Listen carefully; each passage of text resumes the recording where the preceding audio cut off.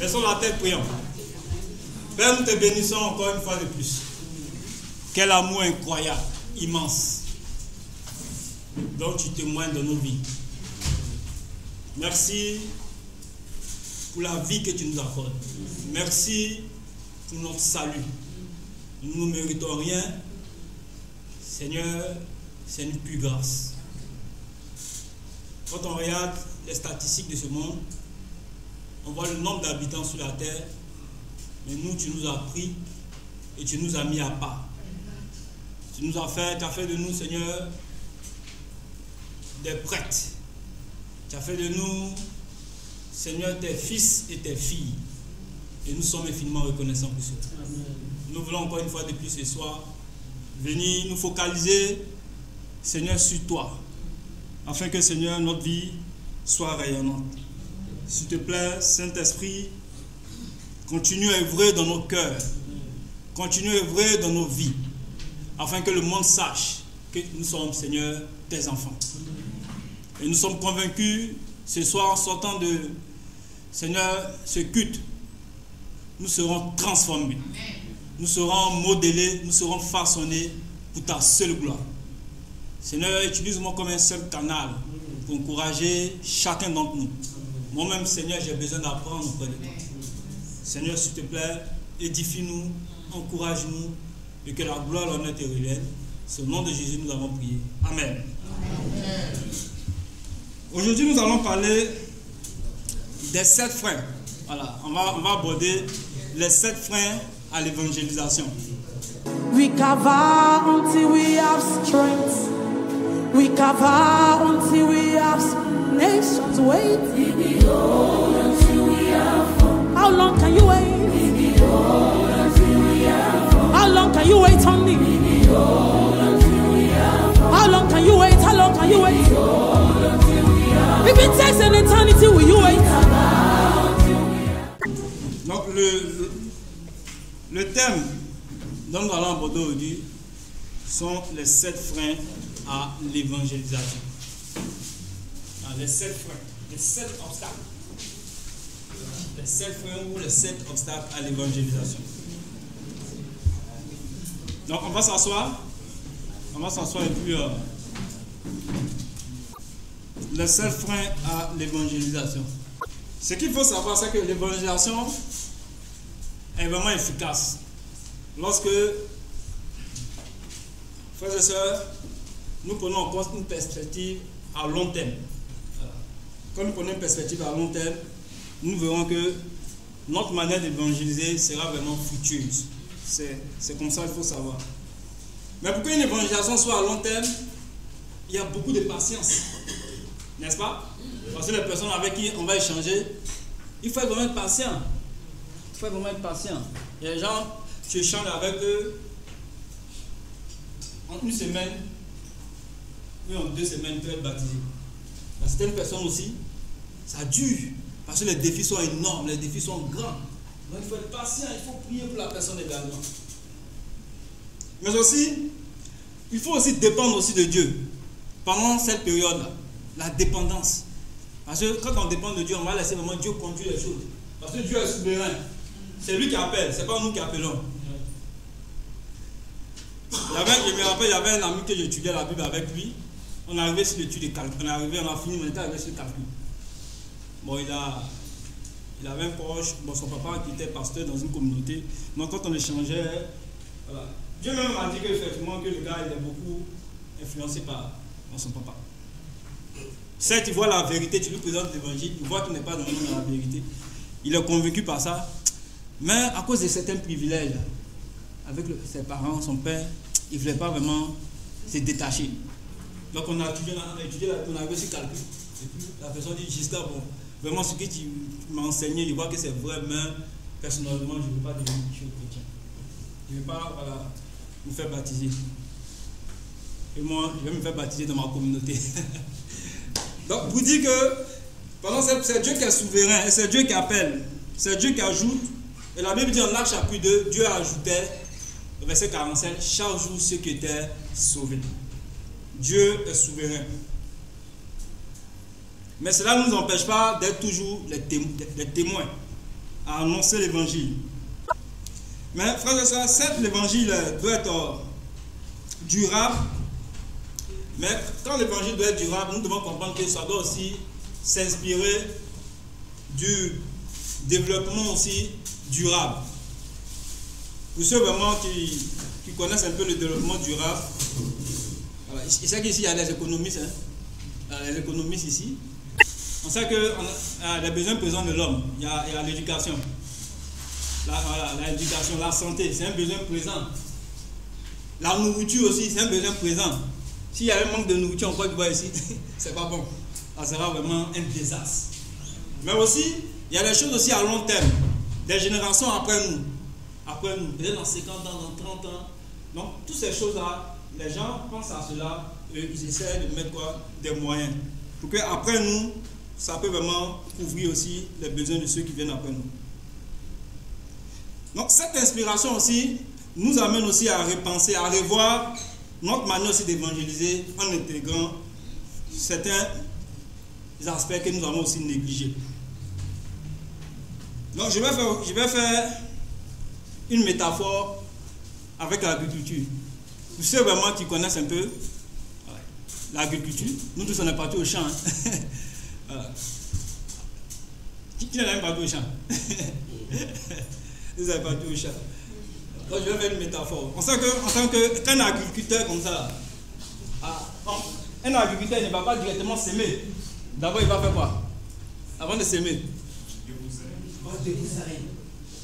souvent on appelle ça, il va préparer le terrain. Il prépare le terrain. Il va labourer. Il va bien labourer l'espace avant de venir s'aimer. Donc quand on finit de labourer maintenant on vient puis on sème. Voilà, on vient, on sème. Et quand on a fini de semer, on attend la récolte. On attend aussi la récolte. Et après la récolte aussi, il faut continuer aussi à quoi? À arroser. Oui, il faut arroser aussi. Il ne faut pas que certaines plantes disparaissent. Il faut aussi arroser, entretenir. S'il y a des plantes qui sont en train de pousser encore, il faut encore arroser. Mais c'est là aussi, on peut inscrire aussi cela aussi dans l'évangélisation. Parce que d'abord, pour aller évangéliser une personne, d'abord, il faut préparer le terrain. Il faut préparer le terrain, il faut gagner son amitié, voilà, il faut être avec lui, tout ça là, il faut connaître ses besoins. Donc tout ça là, il faut préparer le terrain, il faut être intime, ami avec l'ami. Sinon quand ça comme ça, si tu ne prépares pas le terrain, dès que tu viens en même temps, il va te fuir. Il va être bon, le gars là, quand il m'appelle là, c'est étude biblique seulement. Il se souvient pas de mes défis, de mes réalités. Bon, moi particulièrement, quand j'étudie la Bible avec quelqu'un, souvent quand je viens, même quand on finit d'étudier la Bible, je dis mon gars, on va manger. Tu veux manger quoi? On va faire, on mange ensemble. Tout ça, c'est pour gagner son amitié. Là, on mange ensemble. Surtout les étudiants. Quand tu étudies la Bible avec un étudiant, la nourriture là, faut mettre ça dans l'étude. Faut mettre toujours la nourriture. Sinon, il va te fuir à un certain moment. Tu mets toujours la nourriture. On mange ensemble. Là, quand c'est comme ça, tu gagnes son cœur. Tu gagnes son cœur. Même s'il ne devient pas disciple, mais il sait que quand même, il y a un volet là. Vraiment, tu t'es soucié de lui. Et quand je faisais la mission à Korogo, souvent dans ma prime, je prenais une partie pour acheter les tickets du resto. Quand j'étudie la Bible avec les gens, quand il est midi, tiens, il va et puis il commence à manger pour gagner leur amitié. Ces gens de personnes. Mais aussi, il faut continuer aussi à s'aimer. Alors, il faut continuer à s'aimer. Souvent, on est amis avec des personnes, on se limite simplement à l'amitié. Souvent, il y a des gars au quartier, on pose bien, nous sommes amis, on les salue, tout ça, là, on veut gagner l'amitié. Et puis, on se limite à ça. On ne fait pas vraiment montrer qui nous sommes, notre identité. Et ça, c'est pas bon. Il faut s'aimer. Qu'importe la relation que vous avez cultivée, vous avez développée, il faut s'aimer la parole. Et quand on s'aime la parole, le reste, on va voir, Dieu va nous donner des fruits escomptés. Amen. Maintenant, passons aux 7 obstacles. Donc, aux 7 obstacles, c'est qui freine vraiment l'évangélisation. On va voir ces 7 obstacles. Même si on n'a pas pu tout achever. Pour ceux qui étaient là le dimanche dernier, on a pu achever au niveau de la gestion du temps. On a pu achever la gestion du temps. Moi, aujourd'hui, je ne venais pas dessus. Ceux qui étaient à Makori, l'évangéliste, nous a vraiment encouragé là. Quels sont les 7 obstacles qui empêchent les chrétiens à témoigner? L'un des premiers obstacles qui nous empêche à témoigner, à annoncer l'évangile, c'est que c'est notre façon de vivre. Notre façon de vivre. Donc c'est le premier point. Notre façon de vivre, particulièrement notre foi. Parce que si notre manière de vivre notre foi, c'est en adéquation avec ce que nous disons aux gens, ce que nous présentons aux gens. Nous sommes chrétiens, mais notre manière de vivre, quand les païens regardent, puis ils sont découragés. Moi, lui dit les chrétiens, mais sa manière de vivre là. Donc il y a quoi? Il y a un décollage en ce que nous professons et notre façon de vivre. C'est un décalage plutôt. Il y a un décalage en ce que nous professons et notre façon de vivre. Matthieu, on va voir Matthieu chapitre 5, verset 16.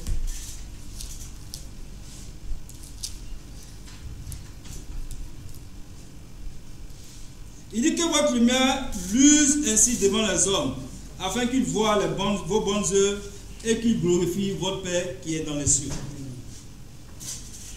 Moi, je n'ai jamais vu Matthieu chapitre 5, verset 16. Lorsqu'il fait nuit, par exemple, qu'importe la lumière va toujours éclairer quand il fait nuit. C'est comme ça. Même si c'est à des kilomètres. Mais quand il fait nuit, la lumière va toujours éclairer. En d'autres termes, si Christ vit en nous, nous également, nous allons le refléter. Et les gens seront touchés par notre vie. Ici, quand on lit ce passage, Jésus nous dit ici que si notre lumière, l'huile, effectivement, devant les gens seront touchés. Donc, en tant que chrétiens, nous reflétons la lumière du monde. La Bible même est claire là-dessus. Nous sommes la lumière du monde. Et cette lumière-là, partout où nous sommes, par notre vie, les gens verront, les gens doivent voir que nous sommes cette lumière-là. Que ce soit au travail, c'est-à-dire les bonnes œuvres là, tu travailles tu es au travail, il y a l'intégrité, par exemple. C'est une vertu.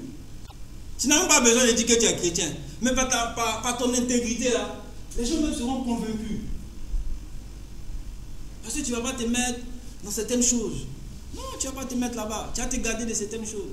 Si eux veulent, ils n'ont qu'à faire des pots de vin, ils n'ont qu'à vraiment, voilà, entrer dans la magouille. Non, tu n'en pas là-dedans. L'intégrité. Et ça, c'est une bonne œuvre. Et ça nous démarque du monde. C'est une vertu aujourd'hui là que beaucoup de personnes cherchent. Ça n'a rien à voir avec avoir des grands diplômes.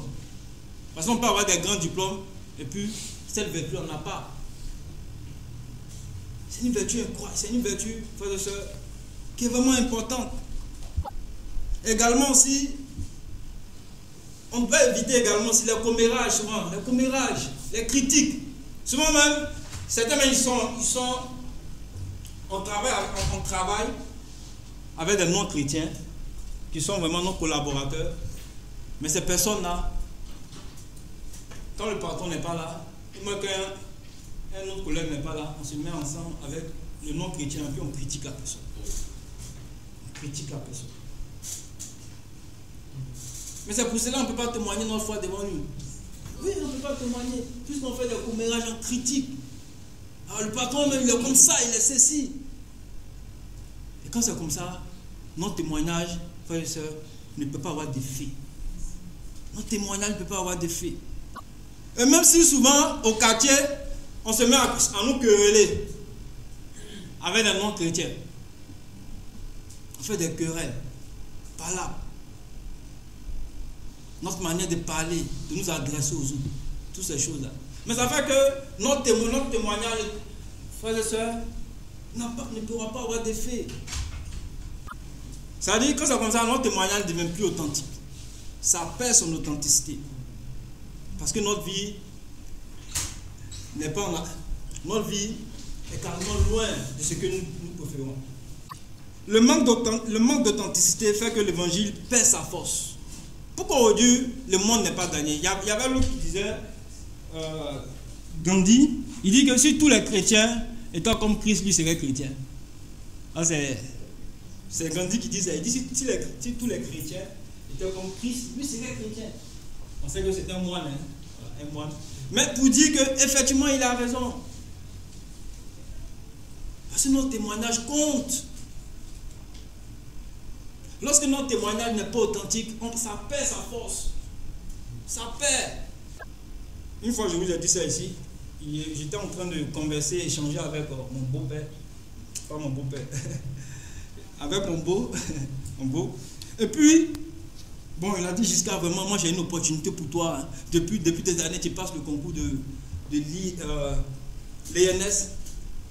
En tant qu'éducateur, mais tu t'as poteau depuis là. Donc viens, moi j'ai un réseau, on va t'aider, tu vas vite entrer. Donc je l'écoutais attentivement. Quand on a fini d'échanger, il a dit bon, vraiment merci pour cette opportunité, mais personnellement moi je suis chrétien et moi je fais pas ce genre de choses. Il dit non mais tout le monde va à l'église, toi tu veux dire quoi? Il dit non, moi je vais à l'église, mais tout le monde c'est pas moi. Voilà, moi ce sont mes convictions chrétiennes. Mes convictions chrétiennes me défendent de me compromettre pour avoir un travail. Moi aujourd'hui là, peut-être sur le champ il ne me comprenait pas. Mais aujourd'hui ça paye. Ça paye. Tout le monde il avait un souci avec ma grande soeur, il m'appelle. Ah, il dit moi j'ai cherché à te joindre, tout ça. Vraiment. Pour prendre conseil. Pour dire qu'effectivement, notre témoignage là ça compte. Même si les gens ne voient pas présentement, ils verront ça. À long terme, ça va. Les gens ils verront ça par notre vie. Notre témoignage est vraiment important. Quelqu'un disait que notre façon de vivre parle plus que ce que nous disons. Nous sommes dans un monde là. Quand on fait les statistiques, ça c'est de façon mondiale. Il y a 2 milliards de chrétiens au monde. Ça, ce sont les statistiques. On met tout le monde dedans. Protestants et les évangélistes, les églises évangéliques. On met tout le monde ensemble. 2 milliards de chrétiens au monde. Mais Jésus sait ceux qui sont effectivement chrétiens réellement. Lui, il sait. Parce que tout le monde peut dire qu'il est chrétien. Dans la forme. Mais c'est dans la pratique on se diffère. Dans la pratique. Aujourd'hui, c'est ce qui fait aujourd'hui que le monde, les gens du monde sont découragés. Parce que le christianisme a perdu sa valeur. Le christianisme a perdu sa force. Ce que les chrétiens disent, ils ne pratiquent pas. Non, les gens sont là, ils nous observent. Ils nous observent. Notre façon de vivre est vraiment importante, frères et sœurs. Je prends le temps vraiment pour nous encourager sur cet aspect-là.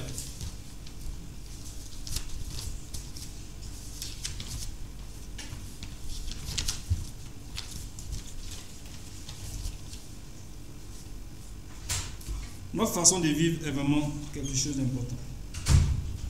On va voir un autre aspect aussi qui...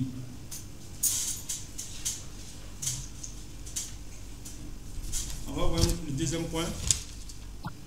Bon, avant le deuxième point, je vais juste renchérir quelque chose aussi. Avant même d'aborder le deuxième point. Bon, je pense que...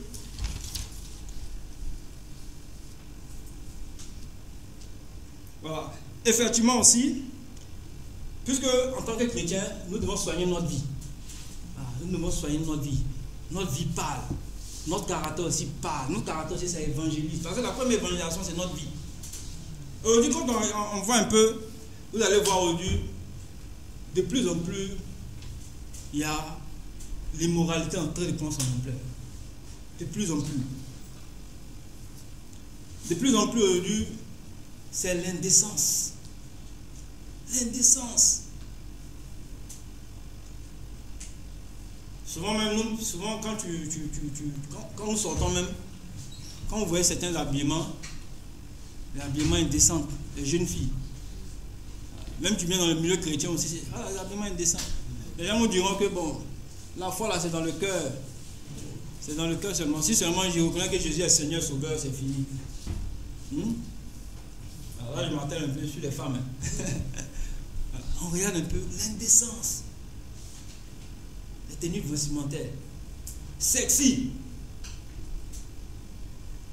Bon, toutes ces choses-là, le gars, quand il est là, bon, là maintenant, tu t'habilles. C'est comme ça que les gens vont te voir. Hein. Voilà. Si tu t'habilles indécemment, c'est comme ça que les gens vont te voir. Ils vont penser que tu es comme toutes les filles. Alors que notre corps, moi je parle au seul, le corps est sacré. Le corps est quelque chose de sacré. C'est pas tout le monde qui doit avoir tes cuisses. Non, c'est pas tout le monde. Même ton bas-ventre, aujourd'hui quand tu sors un peu, les jeunes filles, les femmes, elles là, puis elles ça. Non, c'est pas tout le monde, c'est sacré. La mode, c'est pas la mode qui doit te changer, te transformer. Paul a dit, ne vous conformez pas au siècle présent. Paul sait pourquoi il disait ça.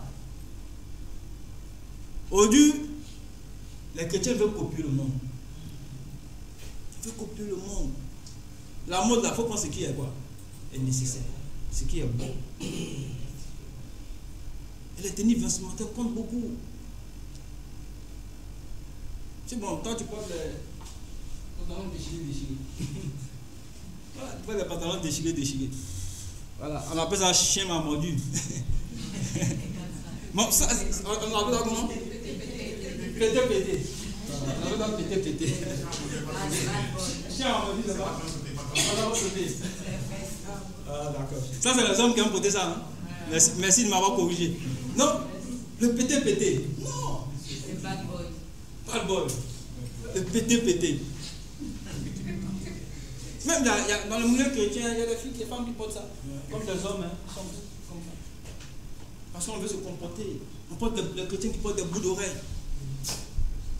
Voilà, des règlements. Des rentrées. Tout ça. Parce qu'on veut copier le monde. Bon, les gens vont dire, c'est écrit dans la Bible. C'est ça. Mais tu vois, il y a certaines choses, par exemple, quand la Bible n'a pas écrit, c'est pas tout la Bible écrit. Hein. Quand tu lis la Bible, tu n'as jamais voir que l'apôtre est écrit dans la Bible que fumer la cigarette, là, c'est un péché. Moi, je n'ai jamais vu ça dans la Bible.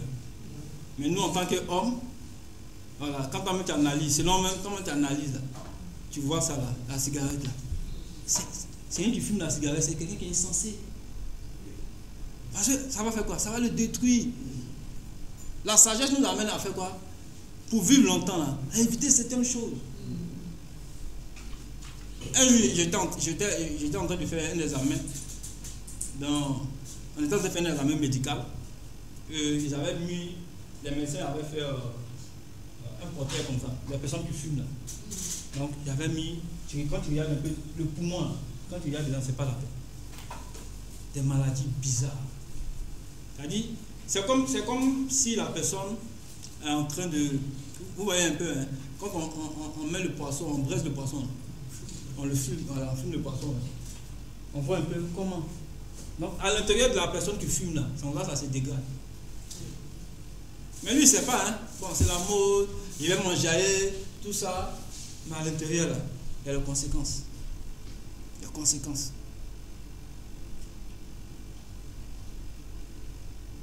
Notre vie, on parle. Souvent on dit la Bible ne fait pas le moine. La Bible aussi fait le moine. Oui, la Bible aussi fait le moine. Ce que tu présentes aux gens, c'est comme ça les gens vont te concevoir. Comme ça ils te voient, ils vont te percevoir. Ils vont te qualifier. La personne, lui, c'est comme ça il est. La Bible aussi fait le moine.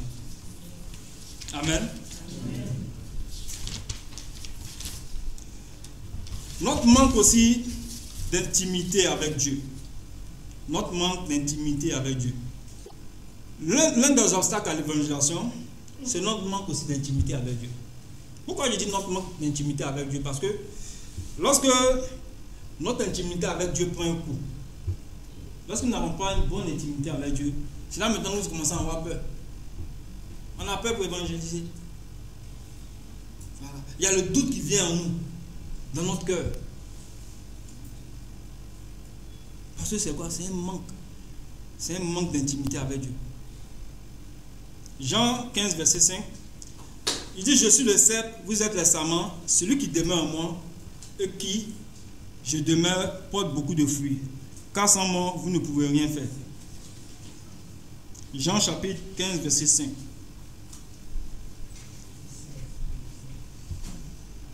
Jean chapitre 15, verset 5. Oui, Jean chapitre 15, verset 5. Frère et sœurs, si nous sommes proches de Dieu, nous n'aurons pas peur. Ouais. Quelqu'un qui est proche de Dieu, tu n'as pas peur. Lorsque nous avons peur, là, c'est parce que notre intimité avec Dieu, là, ça a pris un coup. Quand on lit la Bible, on voit des exemples. On voit les apôtres, ils étaient confrontés aux chefs religieux. Pierre, en Actes chapitre 4, verset 13. Et quand ces chefs religieux là, les voyaient, ils étaient morts. Ils disaient, mais ceux-là, tous les viennent de cette assurance-là. On connaît ces personnes-là, ils ne sont même pas partis à l'école. Mais qu'est-ce qui fait qu'ils arrivent à parler avec assurance comme ça? Avec assurance. Et même j'étais étonné. Alors quand on lit un peu le départ, on voit Pierre qui a régné Jésus. On voit qu'il a régné Jésus. Parce que là-bas, sa relation avec Dieu avait pris un coup. Quand on lit la Bible, on voit un gars comme Étienne, par exemple, qui, les gens sont venus le voir, les Juifs sont venus. Et il a relaté de l'Ancien Testament jusqu'au Nouveau Testament.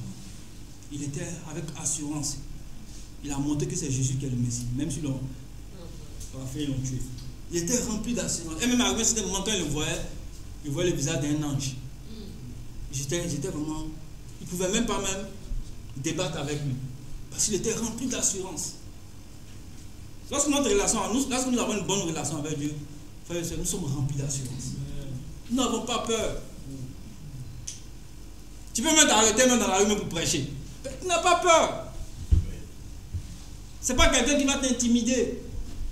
Non, ce n'est pas quelqu'un qui va t'intimider.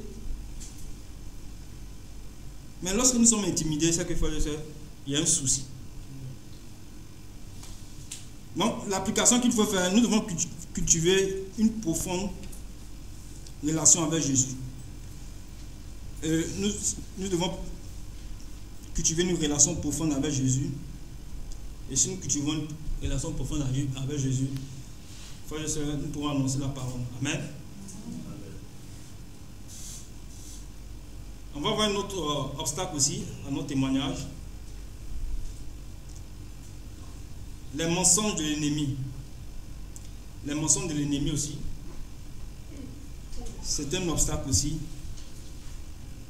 à notre évangélisation. Parce que Satan veut créer en nous le doute, la peur, le sentiment de culpabilité. En 2 Timothée chapitre 1 verset 7, 2 Timothée chapitre 1 verset 7, car ce n'est pas un esprit de timidité que Dieu nous a donné, mais un esprit de force, d'amour et de sagesse. La timidité là, Dieu nous a donné un esprit de force. Donc si on a peur, on a apeuré, faisons beaucoup attention. C'est un mensonge de l'ennemi. Il met ça dans notre cœur. La personne là, tu vas aller vers lui là. Tu vas lui dire quoi même? Toi même tu connais quoi même? Tu vois, tout ça là, voilà, tu t'es découragé. Toi-même là, tu connais quoi même? C'est les pasteurs là qui peuvent aller prêcher. Alors que tu as le Saint-Esprit. Pierre, avec Jean, c'est les personnes qui vont partir à l'école.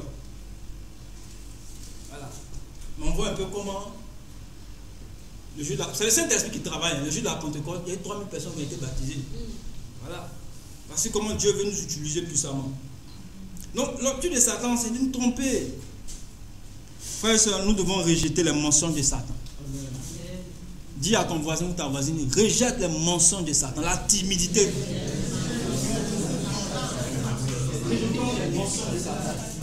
L'esprit de timidité, on le bannit aujourd'hui. C'est pas de Dieu. Voilà. La timidité n'est pas de Dieu. Dieu t'a donné le Saint-Esprit. C'est pas n'importe qui. Dieu vit en nous par son esprit. Et c'est le Saint-Esprit, frères et sœurs, qui nous donne la force, la sagesse et l'amour pour les perdus. On va voir un autre obstacle à l'évangélisation. Notre honte de Jésus. Notre honte de Jésus. Notre honte. Excusez-moi hein, si je ne prononce pas bien. Notre honte de Jésus. Notre honte de Jésus. Marc chapitre 8, verset 38. Car quiconque aura honte de moi et de mes paroles, le Fils de l'homme aussi aura honte de lui. Marc 8, verset 38.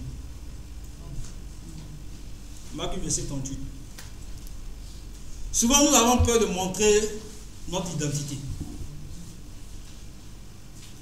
On travaille avec des personnes, on vit avec des personnes. Mais cet aspect-là, on ne veut pas que les gens sachent. Si je suis chrétien, comment ils vont voir ça? Si je montre mes convictions, comment les gens vont voir ça?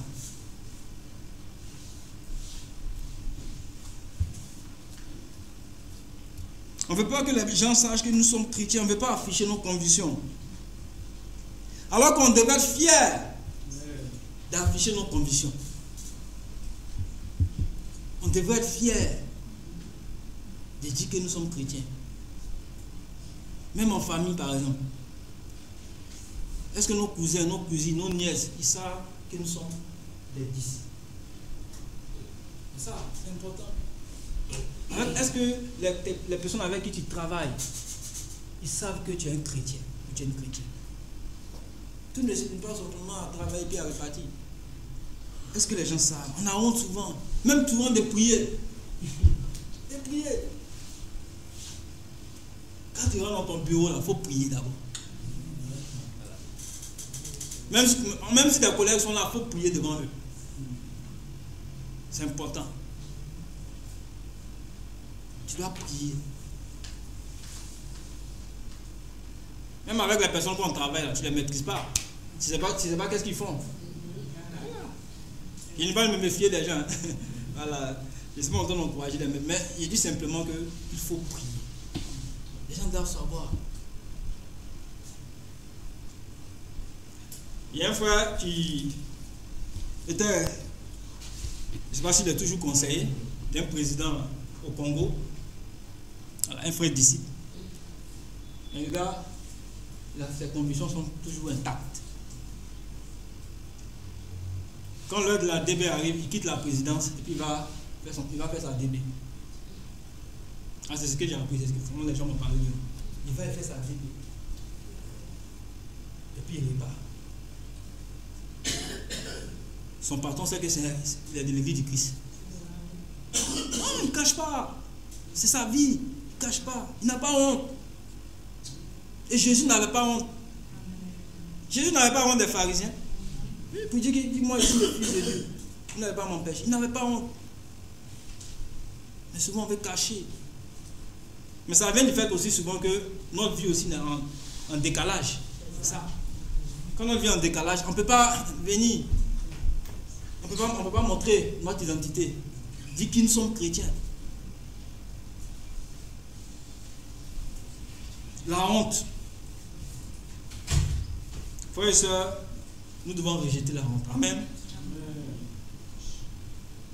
Nous devons oser affirmer notre foi avec courage, sachant que Jésus nous soutient. On va voir le dernier, l'avant-dernier point. On va s'arrêter au 5e point. Et l'autre, si Dieu nous permet, on va terminer. Le 5e point, notre honte. Souvent, nous avons honte des méthodes, des outils, de la forme de l'Église. Ça aussi, ça constitue un obstacle à l'évangélisation. Nous avons honte des méthodes. Voilà, des méthodes. Nous avons honte aussi des outils, de la forme.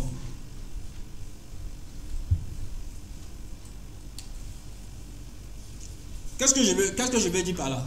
En termes de méthode, là, nous savons que nous avons, on regarde un peu, nous faisons nos cultes aux cases. Ceux de Marc Aubourg est à GZ ou à Saint-Élysée. Bon, ça, Quand on va vers les gens, en amont, souvent on les dit ça. Voilà. Bon, c'est là où il fait mon culte, il fait mon culte au casque, toutes ces choses-là. C'est où on a honte. Je ne suis pas en train de l'encourager qu'on va rester là-bas. Mais ce qu'il est en train de dire simplement, frères et sœurs, nous devons bannir la honte. Voilà, nous devons bannir la honte. Même souvent on se met en termes de les moyens pour évangéliser, se met dans la rue même pour prêcher, souvent on a honte, même dans les bus. Voilà. Alors qu'on a le don en nous, on a le Saint-Esprit en nous. Bon, je vais me mettre sur la route là, puis je vais prêcher, comment les gens vont me voir. Alors, je vais prêcher, comment les gens vont me voir. Ça va. Et souvent ça crée, ça nous tue. Mais ce que je vais dire simplement, c'est que Dieu utilise par exemple des personnes imparfaites. En 1 Corinthiens 1, verset 27 à 29, la Bible, Dieu a choisi ce qui est faible dans le monde. C'est-à-dire nous qui sommes là, nous ne sommes pas les plus sages de la planète. Mais Dieu a porté les choix sur nous. Sur nos faiblesses. Il veut nous utiliser avec nos faiblesses pour faire de grandes choses. C'est-à-dire Dieu utilise les gens faibles pour confondre ceux qui sont sages selon le monde. Et c'est comme ça que Dieu veut travailler avec chacun d'entre nous, frères et sœurs. Donc nous devons accepter que Dieu utilise les moyens parfaits pour accomplir son œuvre. Les moyens parfaits. Dieu utilise toujours des gens qui sont imparfaits pour accomplir son œuvre. Dieu n'a pas besoin des gens qui sont parfaits. Mais il veut nous utiliser, qu'importe nos défauts, là, nos manquements, pour accomplir de grandes choses. Donc, frères et sœurs, il reste encore 2 points à aborder, mais je vais juste m'arrêter là. Alors, je vais juste m'arrêter là. Si Dieu nous permet, le mercredi prochain, on va aborder ce qui reste. Amen. Mais vous voulez que je continue?